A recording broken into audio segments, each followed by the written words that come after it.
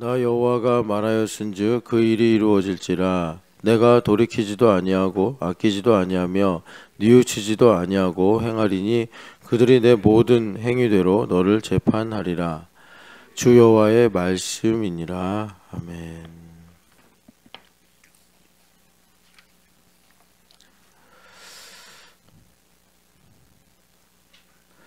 우리 신촌연합교회 신앙 고백 하면 이제 말씀은 사실이다. 그래서 우리가 이제 성경 구절을 이렇게 묵상을 하죠. 그래서 첫 번째가 이제 말씀은 실상이다. 히브리서 11장 1절 말씀이죠. 그래서 이 사실을 우리가 고백하면, 그러니까 우리 눈엔 항상 사람이 보이고 사건이 보이는데, 우리가 성령 하나님으로 충만해서 믿음으로 살면 그 들리는 소리나 보이는 현상이 아니라 바로 그 이면에 하나님께서 하시는 일들, 말씀의 역사를 우리가 이제 주목하게 된다. 그래서 히브리서 11장 1절이 이제 믿음으로 이제 우리가 리얼리티를 보는 건데, 이 믿음이 그러면 어떻게 생기느냐 했더니, 로마서 10장 17절에 믿음이 들음에서 난다라는 거예요. 그러니까 이 들음의 반대는 이제 완고한 마음입니다. 우리 마음이 좁아지거나 또는 우리 마음이 민감하고 예민해지거나 또는 뭐 고집으로 가득 차거나 뭐 두려움이 있거나 이러면 이제 마음이 완고해져서 세미한 소리로 말씀하시는 주님의 음성이 들리지 않는다. 우리가 이제 교회 다니면서 예수님을 믿으니까 예수님도 자신을 생명이라고 일컬었잖아요. 생명이 뭐냐? 보통 우리는 이제 생명을 이제 물리적으로는 숨을 쉬고 있다 그러면 이제 살아있네 이러고, 뭐 또 추상적으로나 주관적으로는 뭐 내가 이제 어떤 좋은 느낌, 내가 만족을 하거나 내가 즐겁거나 뭐 이러면 이제 살아있다 이런 느낌을 받는데, 성경은 이제 그런 것들은 다 부차적인 것이고 본질이 뭐냐 봤더니 하나님의 이 세미한 음성을 듣는 것이다 이렇게 말씀한다고요. 여러분, 이 성령 하나님으로 충만하다와 하나님의 세미한 소리를 듣는다를 여러분들이 연결하신다면 참 복됩니다. 그러니까 성령 하나님께서 충만하시다라는 것은 우리 성령 하나님께서 나를 다스리신다는 건데, 하나님의 세미한 음성을 듣는다는 것은 그것을 성령 하나님께서 아주 사소한 것까지 간섭하시고 또 말씀하시고 뭐 인도하신다라는 것입니다. 사소한 것까지. 그 사소한 것 중에 대표적인 예가 다른 사람의 양심입니다. 다른 사람의 양심.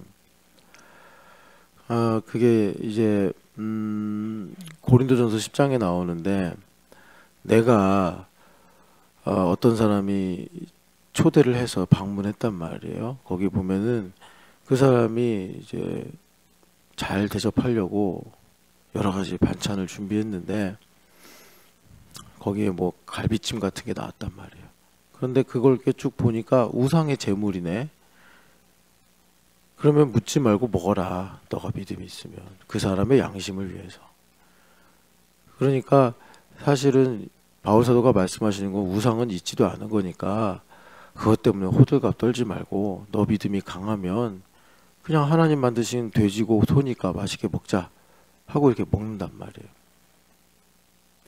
그런데 이제 이방인으로 살다가 예수님을 믿어서 교인이 돼가지고 초대를 했단 말이에요. 근데 그 사람이 하던 대로 이렇게 자기가 먹던 걸 잘 차려서 대접을 하는데, 이거 내가 이거 싫어하는 우상의 제물이네. 찝찝하잖아요. 그런데도 너가 감당할 수 있으면 묻지 말고 먹어라. 이렇게 말씀하시고, 또 내가 어느 집에 가서 그렇게 먹는데 그게 스테이크가 우상의 제물이었단 말이에요. 근데 같이 온 사람이 이거 우상에게 바쳐졌던 건데 먹어도 되나? 뭐 이렇게 이제 생각을 하면, 그래서 실족할 것 같으면 먹지 말아라.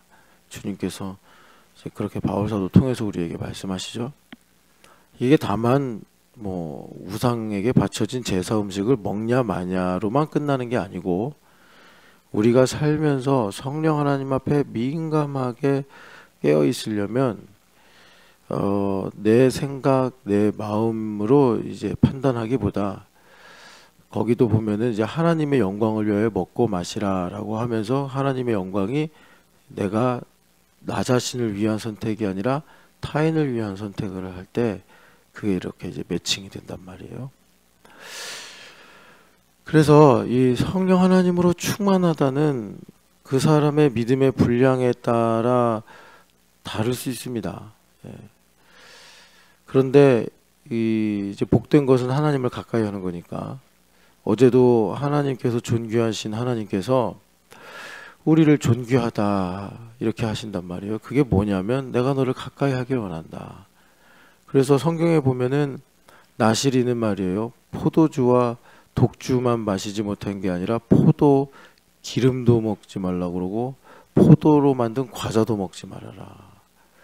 아니 이 포도주야 취하니까 실수할까 봐 하나님께서 그러신다 하지만, 우리가 인간적으로 생각할 때 포도 기름이나 포도 과자까지 먹지 말라는 건 이건 너무 심한 거 아닙니까? 라고 생각할 수가 있고, 우리 실제로 많이 그래요. 많이 그렇게 생각하고 말해요. 여러분들이 각자 이제 여러 이야기를 하면서 그런 것들이 또 우리 공동체에게 하시는 말씀이 되는데, 우리 나리자매가 독일 갔다 와가지고 제가 이 얘기를 왜 이렇게 하냐면, 이게 우리 교회 정체성이라, 뭐 나리자매가 위대해서가 아니라 하나가 돼서 우리가 다 듣자고 하는 말인데, 나리자매가 한 3년 정도 독일에 유학을 갔다 왔는데, 처음에 가서 한 달을, 그러니까 너무 뭐 아는 사람도 없죠. 독일이 물론 뭐 종교개혁의 나라라고 하지만 지금은 뭐 무슬림도 많고 너무 세속화돼가지고 벌써 가는 즉시, 물론 뭐 관광지에 가면 다 교회고 뭐 이러지만 이게 이 한국이랑 전혀 이 공기가 달라요. 그러니까 나리자매 여기 서울에서 신앙생활 열심히 하던 사람이거든요. 그러니까 독일이야 너무 좋아가 아니라 영혼이 메말라가는구나 이걸 해서, 그때는 줌이 없었는데 하여튼 뭐 가지고 영상으로 계속 이렇게 말씀도 나누고 기도하고 그랬어요. 근데 그게 한 달, 두 달 했나 모르겠는데, 그때 나리자매가 되게 힘들어하던 게 술이에요, 술. 그래가지고 여기서야 교회 다니면서 술에 거칠 일이 없었는데, 가니까 교회 친구들이 예배 마치고 또 모임하고 술 맥주 마시러 가는 거예요. 그 나리자매가, 여러분 이게 되게 중요한데, 신앙이라는 게 꼭 내가 이게 알고 깨닫고 이런 것도 있지만, 어떤 이 문화와 같이 정서 같은 걸로 내 안에 있어서 그런 걸로 되어지는 신앙도 있습니다. 그러니까 하나님께서 나리자매를 서울에 두실 때는 이렇게 여러 가지 환경을 적절하게 주셔서 뭐 술에 대한 생각도 못하게 하셨는데, 거기 가니까 신나게 예배하고 교제하고 이래 놓고서는 자 이제 우리 기쁘게 맥주를 마십시다. 그러니까 이게 너무 고통스러운 거예요. 그래서 그걸로 고민하던 그 나리자매가 3년 뒤에 페이스북에 딱 사진이 하나 올라왔는데, 뭐 이런 컵 있잖아요. 이거 맥주 마실 때 엄청 큰 컵, 그걸 들고 이렇게 사진을 찍고 있는 거예요. 내가 그리고 얼마 있다 오더라고요. 하나님께서 됐다 너 이제 그만해라 하고 한국으로 이제 보내신 거지. 와가지고 왜 왔냐 그랬더니 잠깐 온 거래요. 잠깐 곧 갈 거래요. 그러다가 여기 눌러 앉아서 결혼도 하고 뭐 하여튼 가족도 전도한 건데, 야 너 맥주 마시더라 그랬더니, 이게 나리자매 특유의 그 말투 있잖아요. 왜요? 마시면 안 돼요? 그런 거예요. 그래서 제가 말했죠. 너 3년 전에는 그걸로 중리산이 고민했지 않냐 그랬더니, 이걸 이제 잊었다가 상기가 됐나 봐요. 그러더니 갑자기 하는 말이 장로님이 사주신 거예요. 이래서 그때 제가 나시린 얘기를 했어요. 너가 나시린보다 못하냐, 우리가 나시린보다 못하냐, 그러면 나시린 얘기가 왜 써있냐, 이걸 이제 나눴는데, 그러니까 성령 하나님으로 충만해서 성령 하나님의 세미한 음성을 듣는 것이 이제 우리의 생명이에요. 생명. 내가 살아있다. 그러니까 여러분들 그 뭐 이렇게 살다 보면은 여러 가지 문제로 인해서 고민이 되다 보면 마음이 힘들잖아요. 그리고 요즘 세상 같은 경우는 뭐 우울증도 많다고 하는데 그냥 마음 기분이 안 좋아요. 그냥 가만히 있는데 그냥 이게 현대인의 참 심각한 뭐 질병이에요. 가만히 냅뒀는데 괜히 기분이 안 좋아지고 하여튼 그래요. 그런 게 다 이제 생명과 관련돼 있습니다. 그러니까 생명은 여러분 이제 교회 오셨으니까 확실하게 본질로 딱 정리를 하고 가셔야 되는데 그게 뭐냐면 성령 하나님의 세미한 음성을 듣는 것이다. 이겁니다. 성령 하나님으로 말미암아 하나님의 세미한 음성을 듣는 것이다. 그러니까 이 세미한 음성을 듣는다는 것이 뭐 여러분들이 서로 얘기하면서 이름을 부르고 이런 식의 어떤 음파를 통해서 들려지는 내 이 뭡니까 여기에 있는 거 고막을 통해서 들리는 그런 소리가 아니고 내 양심에 주님께서 생명을 전달하시는 일종의 행위예요. 그런데 이제 이거는 사무엘 상에도 나오지만 내가 하나님을 얼마나 경외하느냐와 비례하고 있습니다. 그래서 하나님께서 나를 존중하는 자를 내가 존중하겠고 나를 경멸하는 자를 내가 멸시하리라. 그러니까 뭐 하나님께서 우리처럼 누구를 귀하게 여기시고 누구를 멸시하시고 차별하시는 분은 아니에요. 그 말은 무슨 말이냐면 하나님께서 세상을 인격적으로 다스리시는데 이제 그럴 때 우리가 하나님께 어떤 태도와 반응으로 나아가느냐에 따라서 이제 그런 여하의 일들이 결정된다. 그러니까 내가 마음이 지금 심란해요.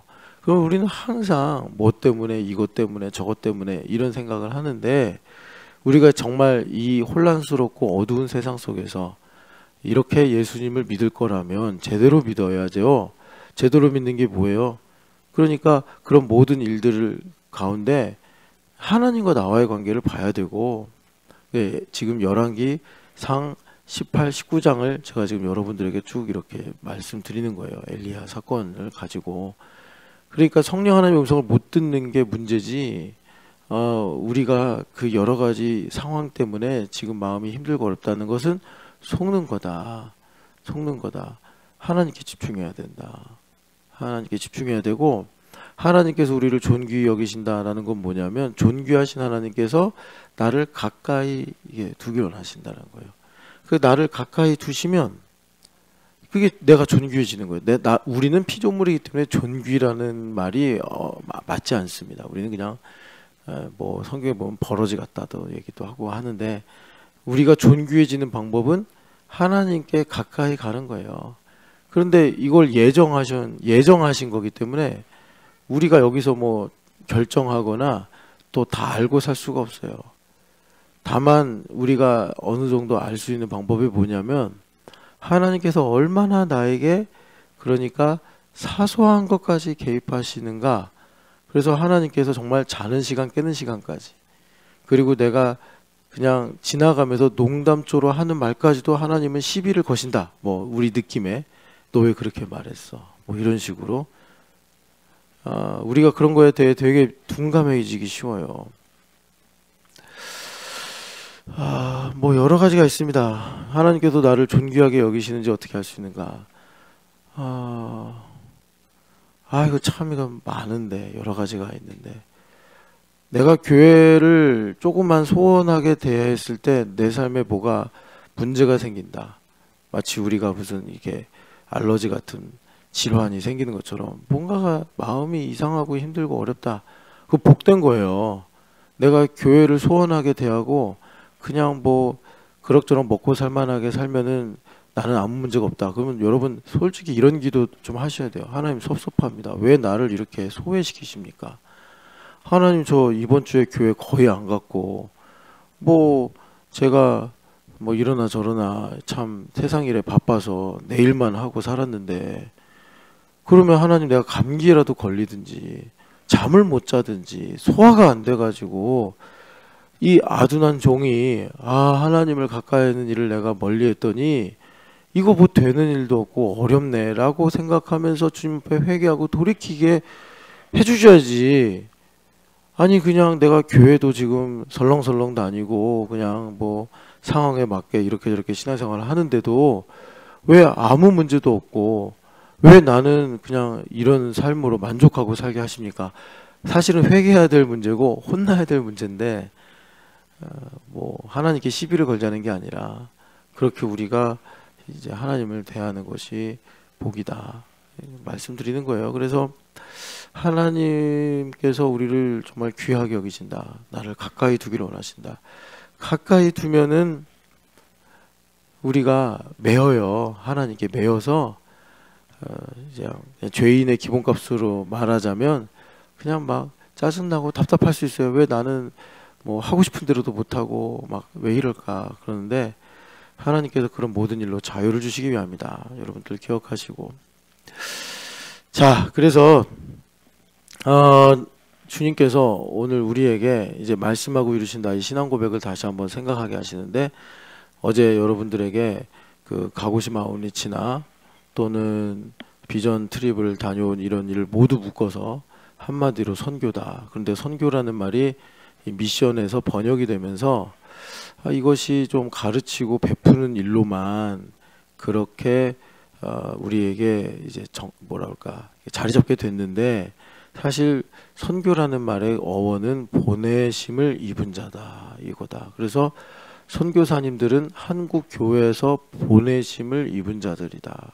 일본이나 중국이나 다른 나라 가서 한국인의 정체성을 갖고 선교를 하는 거죠. 아니 그런데 이게 도대체 무슨 선교를 하는데 효과가 있냐? 그러니까 모든 것이 다 이질적이죠. 한국인으로서 분명한 정체성을 갖고 살면 불편하죠. 한국인의 정체성을 지워 음식도 그 나라에 맞춰 문화도 그 나라에 맞춰 뭐 또 생각하는 사고방식도 그 나라에 맞춰. 요번에 일본 갔다 왔으니까 일본 얘기하면 일본 사람들은 다테마의 혼내가 다르대잖아요.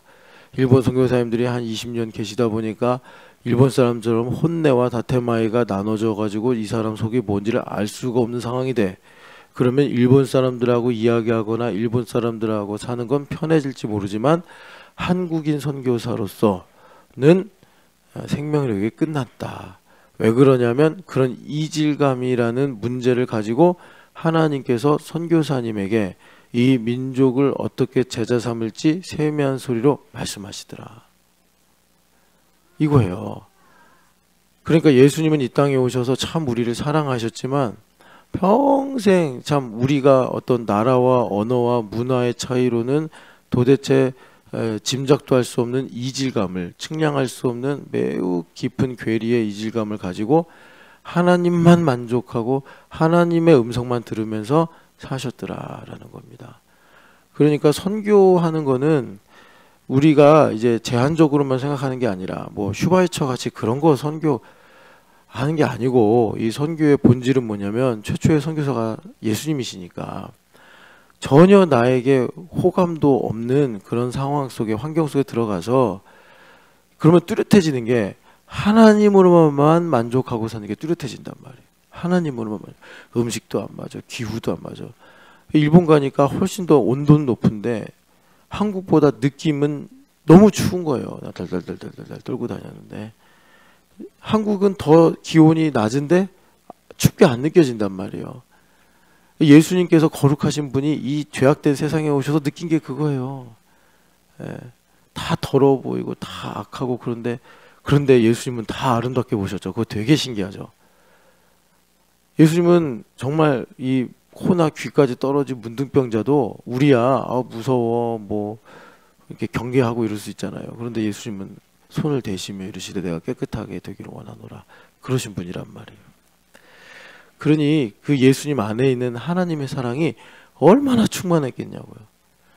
문둥병자 그러니까 이스라엘 백성들 유다 사람들은 그걸 더럽다 부정하다 이렇게 본 거 아닙니까? 예수님은 아니 죄인이 보기에도 부정해 보이는데 흠 없고 점 없는 예수님께서 문둥병자 보면은 얼마나 그게 심하시겠어요. 그죠? 그런데 예수님은 그렇다고 해서 야 100m 떨어져 이러신 게 아니라 손을 대시며 이르시되 너가 깨끗하기를 원하노라 이렇게 고치셨단 말이에요. 그러면 그걸 뛰어넘는 그 예수님 안에 있는 하나님의 사랑이 얼마나 대단했겠냐고요. 우리가 그걸 좀 생각해 보자는 거예요. 베드로가 엉터리로 말하고 막 배반하고 도망 다녀도 뭐 예수님 외면하고 있어도 예수님은 가가지고 왜 그렇게 얘기했어? 이렇게 하신 게 아니라 베드로야, 마치 베드로에게 사랑을 구걸하시듯이, 아니 예수님께서 뭐 우리와 같은 분입니까? 우리가 맨날 사랑 구걸하고 살죠. 왜 사랑 안 해줘? 사랑 안 해줘서 힘들어. 우리는 그러지만 예수님은 그런 분 아니잖아요. 예수님 무슨 사랑을 구걸해? 사랑 자체이신 분인데. 그런데 예수님께서 모든 거 다 각설하시고 베드로야 너 나를 이 사람들보다 사랑하느냐? 이렇게 얘기하시는 분이니 그분 안에 있는 도대체 하나님의 사랑은 도대체 얼마나 큰 것일까? 우리가 한번 이렇게 상상을 좀 해보자는 거예요. 그런데 그게 선교사라는 거예요. 한국 선교사님이 가셔서 뭐 조센증이라고 말도 듣고, 전보미 집사님이 긴장을 많이 하셨나 봐요. 이번에 전대도 차고 다니고 막 그래가지고, 그러니까 보통 어디 가서 영어로 얘기하면 되는 거를 일부러 계속 일본말로 하겠다고. 그러니까 갑자기 이렇게 말했대요. 아타시와 조센징. 가지고 그 일본 사람이 듣더니 뭔 소리야 이게. 그 칸코쿠징이라는 얘기지. 박윤희 집사님이 나한테 얘기해줘. 지금 막 정우희 쌤 아니라고 막 저항하는데 박윤희 집사님이 나한테 얘기해줬어.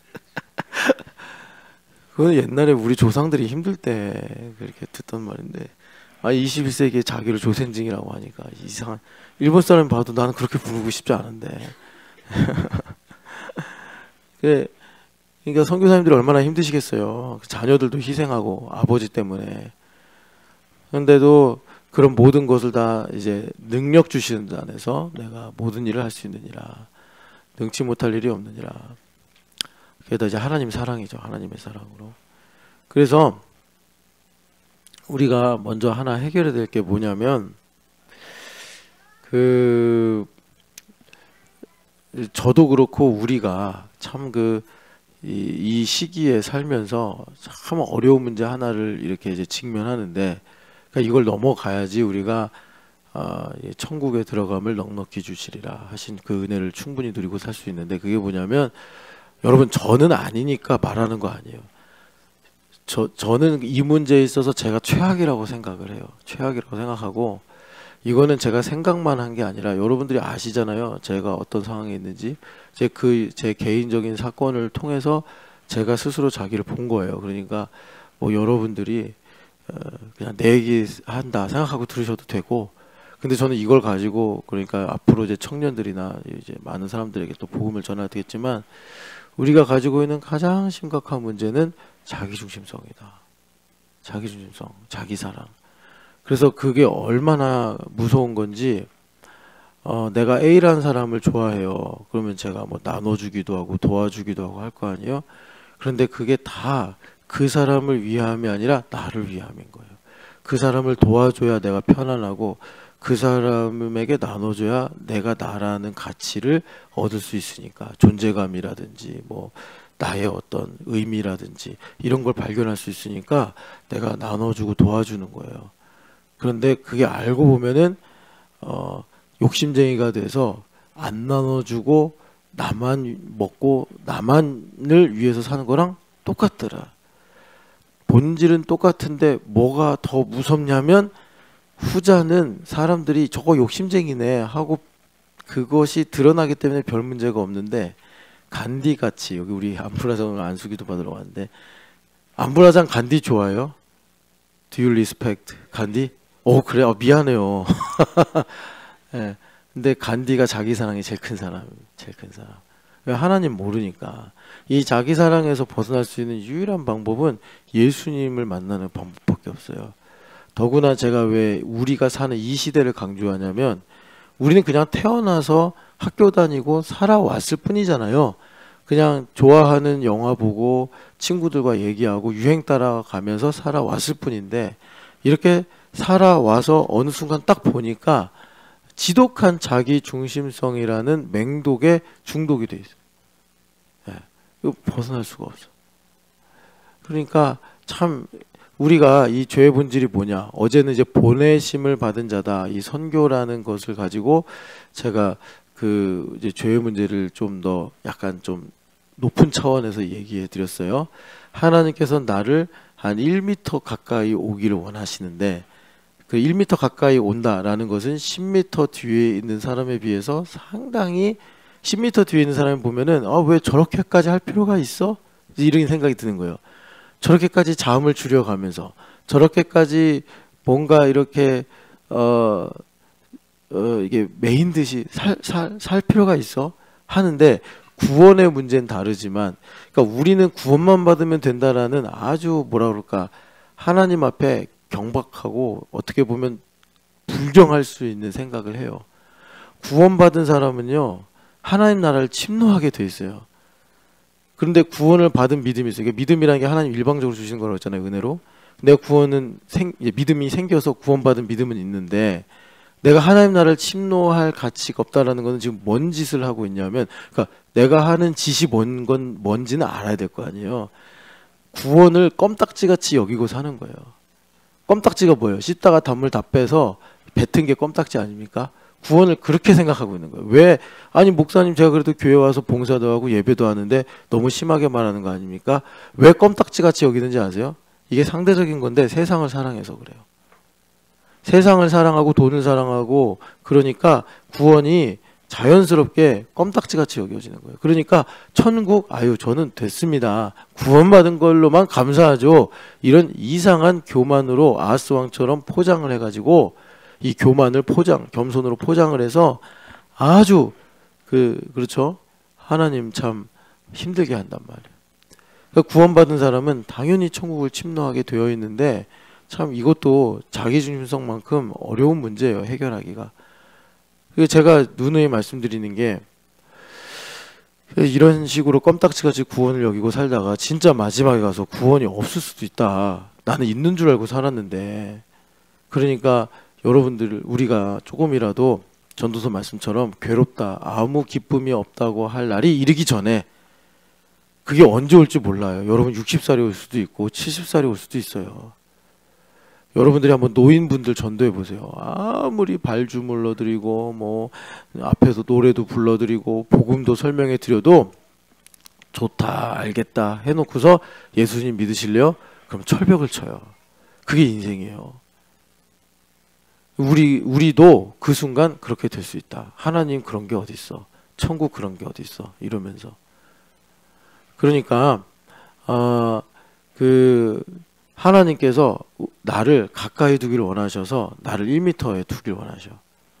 그러면 참 이게 매여가지고 비가 오나 눈이 오나 좋으나 슬프나 하여튼 간에 그냥 주님을 가까이 하면서 남들 보면은 저렇게까지 왜 융통성이 없지?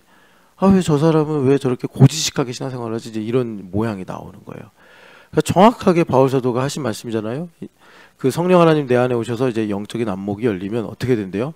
영의 일들을 분별하는데 이 영의 일들을 분별하는 게 이런 것이 아니라 그러니까 어떤 거냐면 이건 영의 일이구나 이건 육의 일이구나 이런 게 아니라 자기가 영의 일인지도 모르고 남들이 딱 보면은 쟤는 맨날 저렇게 52번 매일 주일 교회를 가냐. 이제 우리 교회는 이 정도는 기본값이니까 내가 섬기는 지역교회 빠지지 않고 섬기는 게 우리 교회는 일단 제 기본값.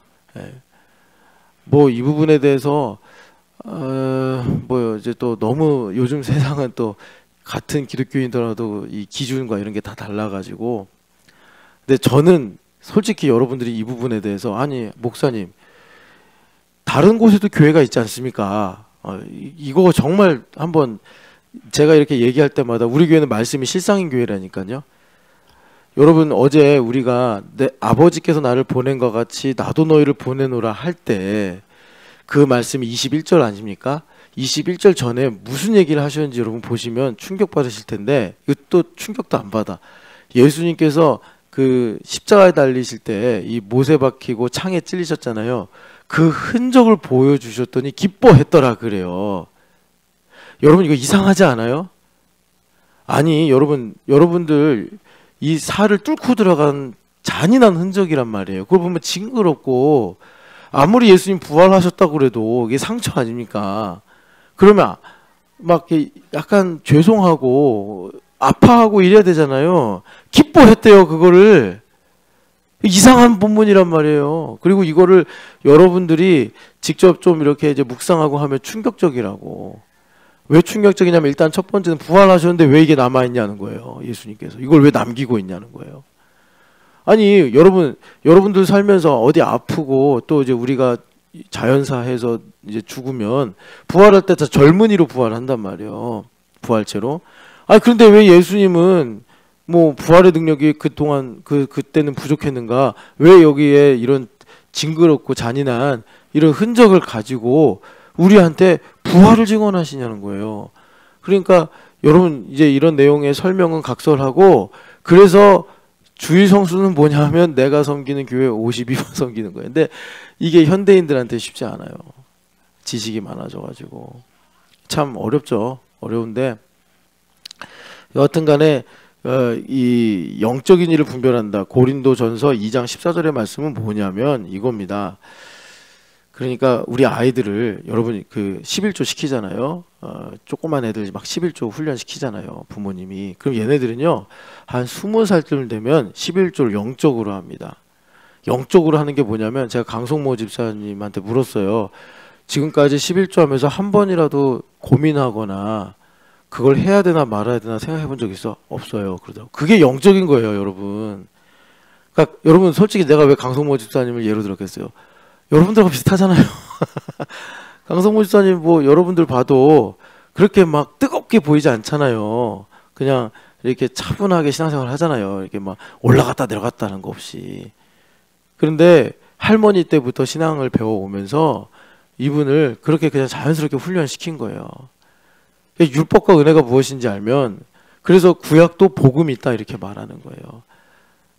그러니까 그 7절기도 있고 여러 제사들도 있는데 태어나면서 아버지 따라서 계속 그냥 안 하면 죽으니까 제사하고 절기 지키고 이런 거예요. 그랬더니 이 아이가 성년이 돼서 이스라엘은 성년이 12살인데 여하튼 간에 그 성년의 나이가 되면 왜 너 이렇게 고지식하게 맨날 절기를 지키는 거야? 왜 이렇게 안식일을 지키는 거야? 안식일날 융통성 있게 살아. 이렇게 얘기하면 그냥 이게 영적인 거 영적인 거. 예. 뭐 내가 지혜를 받아가지고 능력을 받아서 아 이건 영적인 일이구나 분별해서 우리가 선택을 하고 뭐 이런 거 없습니다. 예. 그래서 이 주님께서 우리에게 이렇게 이제 가까이 부르시잖아요. 그걸 존귀하게 여기시는 건데, 그래서 그 우리를 존귀하게 여기시면 우리를 그런 이제 일들로 매이게 하신다. 매이게 하신다.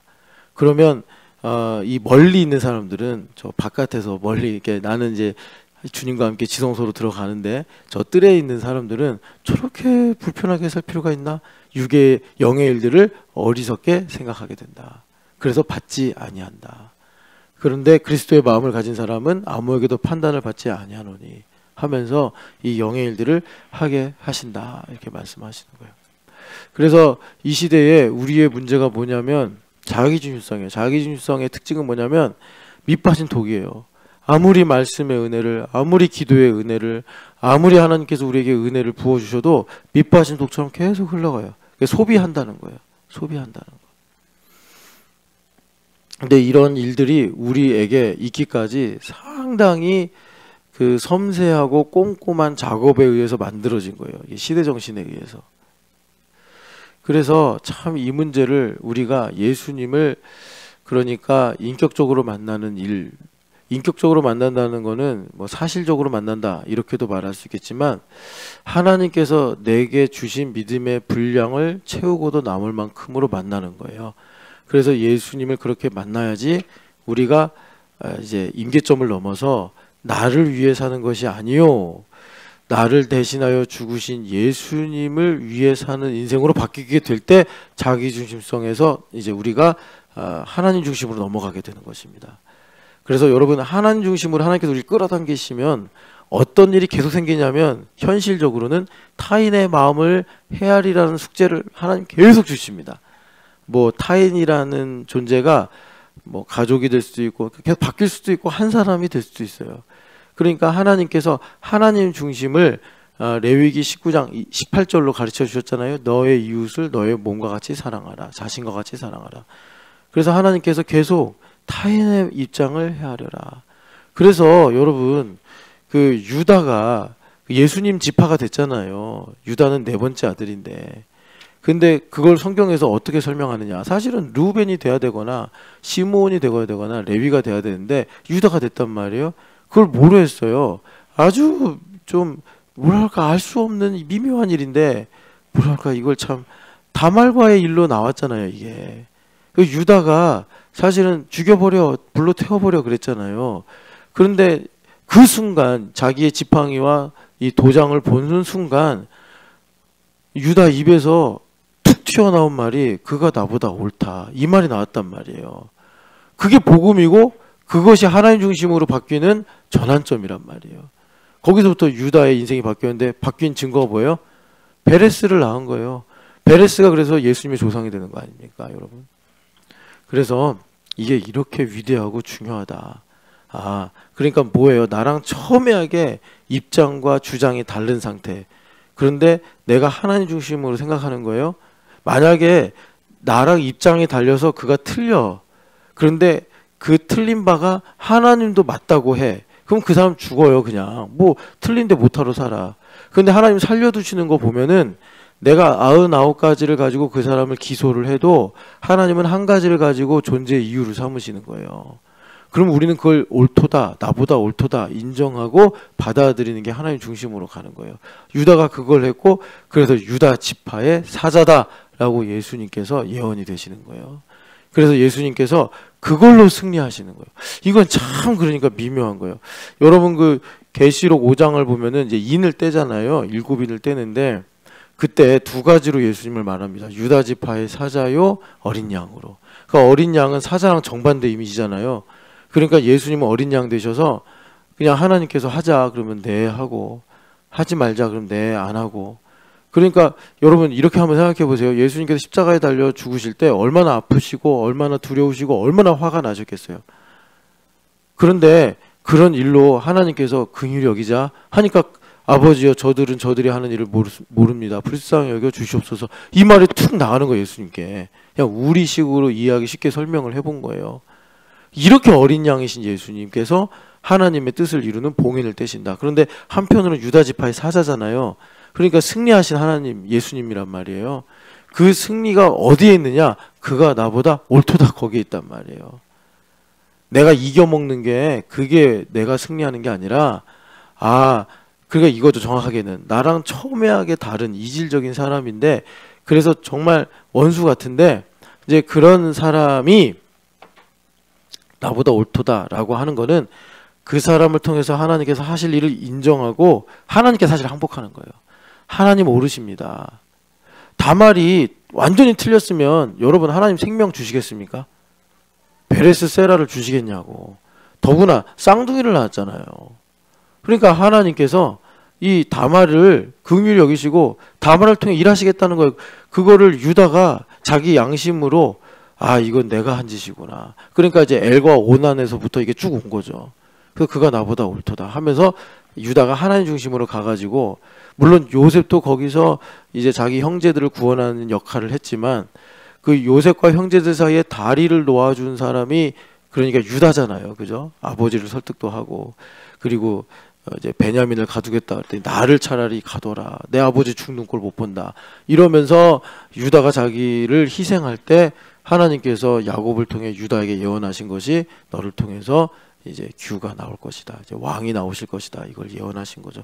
그러니까 참 우리가 이 자기중심성을 넘어가는 게 하나님 중심으로 넘어가는 게 참 중요하다. 이걸 어떻게 한다고요? 그러니까 나를 대신하여 죽으신 예수님을 위해 사는 인생이구나. 이렇게 이제 바뀌는 거예요. 여러분 이 하나님의 사랑으로 변화되시기를 축복합니다.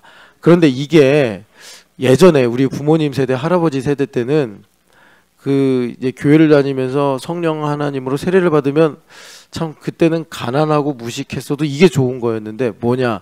그냥 됐어요. 하나님을 위해 사는 것이. 그냥 됐다고. 근데 우리 시대는 이제 경제적으로 부유해졌고 그리고 지식도 많아졌단 말이에요. 그러니까 살기는 편해졌는데 뭐가 어렵냐면 그러니까 이 예수님을 위해 사는 걸로 옮겨져 가는 게 어려워요. 심지어 예수님을 위해 삽니다 이러면서 헛소리 하고 있어. 이런 게 우리 시대의 맹점이에요. 그래서 이제 말씀을 드리는 거는, 그래서 율법으로 우리가 답을 찾아야 되는데 그게 이제 홀로서기다. 계속 이걸 말씀드리는 거예요. 홀로서기다. 그러니까 홀로서기는 남을 탓하지 않는 거예요. 힘들 때 쟤 때문이야 라고 하지 않고 나와 하나님 사이를 이렇게 점검할 수 있는 사람, 홀로서기. 자, 그런데 이제 오늘 말씀의 내용은 이제 뭐냐면 그 24장 14절 보니까 하나님께서 말씀하시고 이루시겠다라고 하세요. 이 말씀하시고 이루시겠다고 하시는데, 우리가 이제 보수적인 기독교잖아요. 여러분, 정말 제가 이 책을 계속 읽고 있는데요. 여기 우리에게 주어진 것들에 관하여. 이 메릴린 로빈슨, 제가 이제 저도 읽으면서 여러분들에게 소개하는 거예요. 이 두꺼운 책을 제가 언제 다 읽겠어요. 그래서 이번에도 이제 거기 가서 틈틈이 30분이라도 쪼개서 읽고 그랬는데, 읽다 보니까 이 후반에 이분이 자기 정체성을 드러내더라고요. 자기의 이 정체가 뭐냐, 나는 칼빈주의자다 이러는 거에서 반가웠어요. 근데 참 나는 잘 모르고 살았구나 이런 걸 또 다시 배우게 됐는데, 정말 이분이 이제 70이 넘으셨나 봐요. 근데 오늘 우리가 참 어렵고 복잡하게 생각하는 주위의 일들 있잖아요. 미국도 비슷한가 봐요. 그래서 그런 것들을 참 친절하고 부드럽게 잘 설명해 주고 있어요. 어떻게 살아야 될까. 여러분들 한번 꼭 좀 이렇게 차근차근 읽어보시면 좋겠다 생각인데, 그러니까 하나님은 말씀하고 이루시는데, 우리가 보수적 기독교인들이잖아요. 보수적 기독교인들. 참 어려운 것 같아요, 여러분. 그게 무슨 말이냐면, 지금 우리나라가 50대 50으로 나눴잖아요. 그런데 지금 민주당 쪽에서 엄청 혼란이 일어나는 게, 그 이재명 씨가 헤드라인으로만 저는 봤어요. 뭐냐면 우리가 중도를 넘어 우파까지 이제 이렇게 섬겨야 된다, 뭐 이렇게 아울러야 된다, 이런 얘기를 하는 거예요. 그러니까 민주당은 내분이란 거예요. 아니 우리 정체성을 흔들자는 얘기냐 아마. 근데 이게 무슨 얘기겠어요? 지금 탄핵을 반대하는 사람들을 극우라고 계속 이렇게 프레임 씌우잖아요. 그러니까는 저변을 우파까지 넓히겠다라는 말은 이제 자기와 이렇게 동조하지 않고 자기와 연합하지 않는, 자신에게 반대하는 사람은 무조건 다 우파가 되게 하겠다. 그러니까 극우가 되게 하겠다, 이런 거 아니겠습니까? 하여튼 참 어지럽고 혼란스러운 시대예요. 근데 제가 이제 무슨 말씀 드리려고 하는 거냐면, 그러니까 이제 말씀하고 하나님 이루시는데, 이 부분에 대해서 우리 보수적인 기독교인들이 복으로 많이 생각해요. 근데 복은 맞아요. 그래서 여기서 이제 복이다고 할 때 개인적으로 애들이 공부를 잘하거나, 아니면은 뭐 내가 돈을 많이 벌거나, 아니면 내가 말씀하고 이루시니까 내가 건강해지거나 뭐 잘 살거나 행복해지거나, 근데 이런 쪽으로 많이 생각을 해요. 그런데 여기 하나님께서 말씀하시기를 말씀하였은즉 그 일이 이루어질지라 하시면서 하신 말씀이 뭐냐, 심판의 내용이에요. 그러니까 우리가 여기까지 확장을 해야지, 세상이, 보수적인 기독교인들은 참 말도 안 통하고 자기 고집만 피우고 이기적인, 뭐 말하자면 극우다라는 프레임을 이기고, 우리가 청년들에게, 2세대 사람들에게 복음을 전할 수 있는 접촉점을 가질 수 있을 뿐만이 아니라, 나도 역시 현실에 함몰되지 않고 하나님의 뜻이 무엇인지를 분명히 알고 걸어갈 수가 있다라는 것입니다. 바울 사도가 그 베스도에게 복음을 전하잖아요. 베스도에게 복음을 전하는데, 그 복음을 전한 내용을 누가 선생님이 좀 사도행전 부록으로 이렇게 적어놨으면 참 좋았을 텐데, 그때는 이게 다 그냥 일반적으로 아는 얘기니까 적을 필요가 없겠다 생각을 하셨나 봐요. 누가 사도가 사도행전 기록하시면서. 그래서 꼭지만 적었어요. 꼭지만. 그러시니까 이게 나중에는 성령 하나님께 배워야 되는 그 주제가 되는데, 그게 뭐냐면 복음이 우리랑 되게 달라요. 만약에 이 시대의 복음이 뭐냐 그러면 이럴 거예요. 뭐 평안과 위로와 은혜, 뭐 아니면 뭐 능력과 뭐 권세와 뭐 이런 걸로 이제 복음을 딱 이렇게 말할지 모르겠는데, 바울 사도가 로마인인 총독인 베스도에게 복음을 전할 때 그 복음의 세 가지 꼭지가 뭐였냐면 의와 절제와 심판이었어요.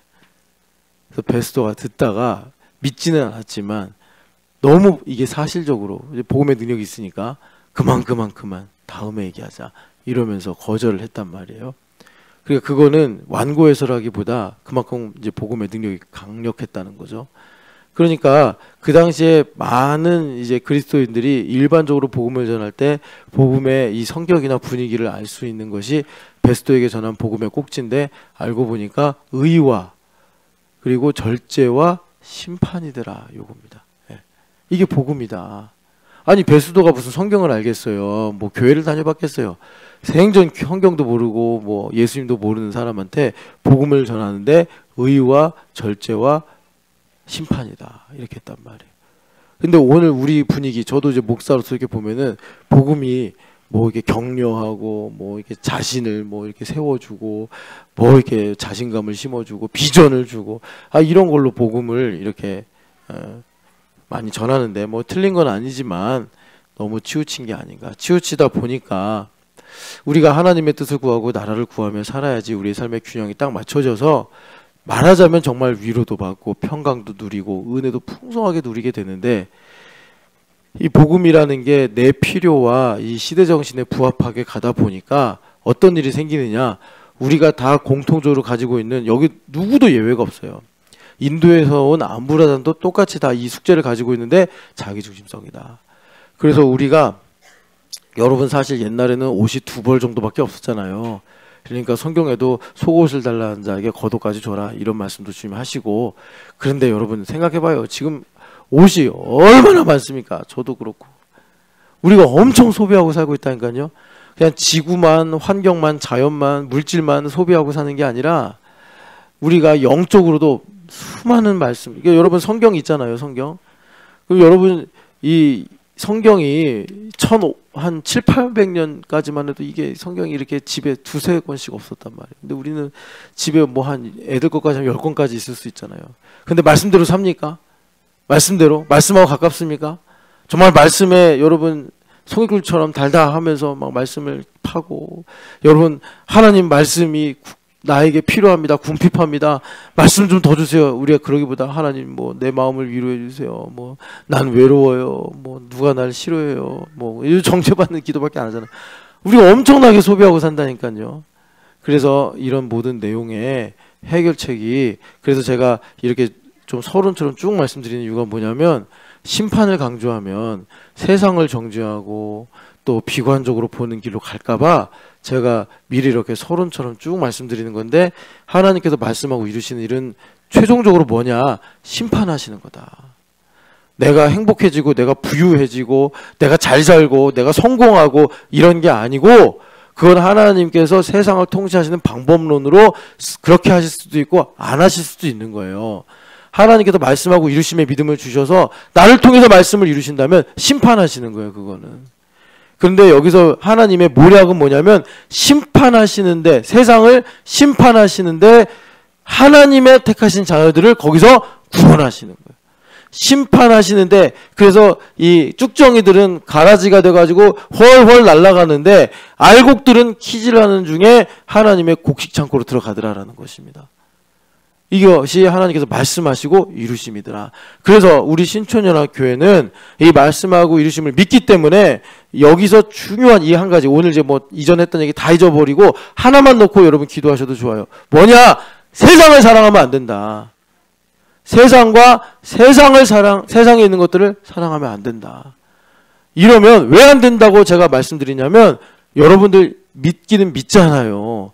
고달픈 인생 산다. 고달픈 인생을 산다. 기도하겠습니다. 사랑하는 하나님 아버지, 세상과 세상에 있는 것들을 사랑하지 않고 아버지를 사랑하는 마음이 충만해지기를 원합니다. 오늘도 연결되고 결합이 되어 하나님 마디와 마디를 통해 관절과 관절을 통해서 하나님의 사랑이 우리에게 충만하게 부어지는 신촌연합교회가 되게 하여 주시옵소서. 그래서 하나님 우리가 이 땅에 살면서 하나님 이 땅에 있으나 보냄을 받은 자로서 하나님 이 땅에서 내가 많은 일을 하면 할수록 천국이 더 그리워지고 하나님의 곁이 더 우리에게 갈망이 되어지는 복된 나그네 인생 살게 하여 주시옵소서. 하나님 아버지 이 땅에 취하여서 하나님 바벨에서 나오라고 그랬는데 바벨에 그냥 머물러 있다가 하나님 함께 화를 입는 인생 되지 않도록 주님 내 백성아 너는 거기서 나와서 죄에 참여하지 말고 하나님의 영광과 하나님의 나라를 위해 살기를 바라시는 주님의 뜻을 이루며 살아가게 하여 주시옵소서. 부활하신 예수님의 이름으로 기도합니다. 아멘.